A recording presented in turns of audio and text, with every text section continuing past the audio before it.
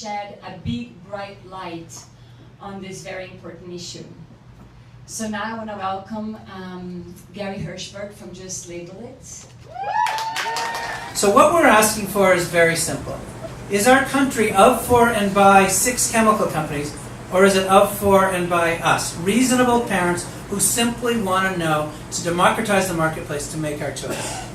But will it result in food being more expensive for your average consumer? You should understand three things, and I'll end on this because this is a really important point. How many of you were active or aware of Proposition 37 here in California? Okay, a decent number of you. And you watched the lies.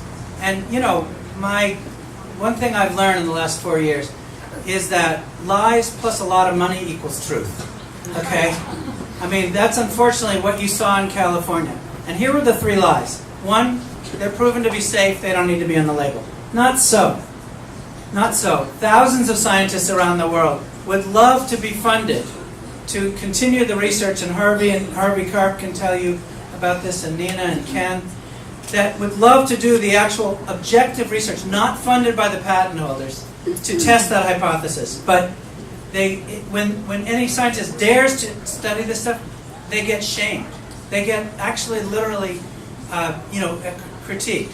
Number 2, it's going to be very bad for farmers because farmers don't have any alternatives. Why don't farmers have alternatives? That's all we're selling them. The leading, in case, there's something on my bedstand that may not be on yours, but it's called the American Weed Science Society Journal. How many of you have got this thing? So in it, Dave Mortensen from Penn State University is screaming. These are the weed scientists. This is not some hippie. We may have once been, but Dave is screaming. He's saying, look, we're not putting any research money into alternatives. There are 10,000 alternatives to using these herbicides to control weeds.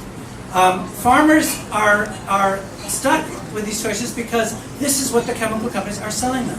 And by the way, if you buy these seeds, you're then stuck with them. You can't save them, and you now become part of that pesticide treadmill. And the last thing they said is your last point, and this is where I'll end, is that if we have labeling, it's going to cost more. Well, our opening speaker, our host, just came back from her home country where GMOs were on the market for a decade before labels were introduced. Labels were introduced 3 years ago, and there have been 0 increase in food prices.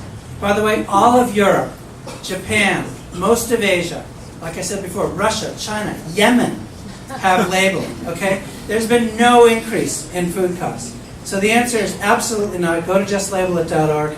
You will see that study. You will see something that we just published that blows that up. Now again, lies plus a lot of money, which they've got, is what we're up against, okay? That becomes a truth. We've got to speak truth, our own truth. Our truth is, again, maybe simplistic, but GMOs equal pesticides. We have the right to know. Join us. With you, we can do this. Thank you so much for coming.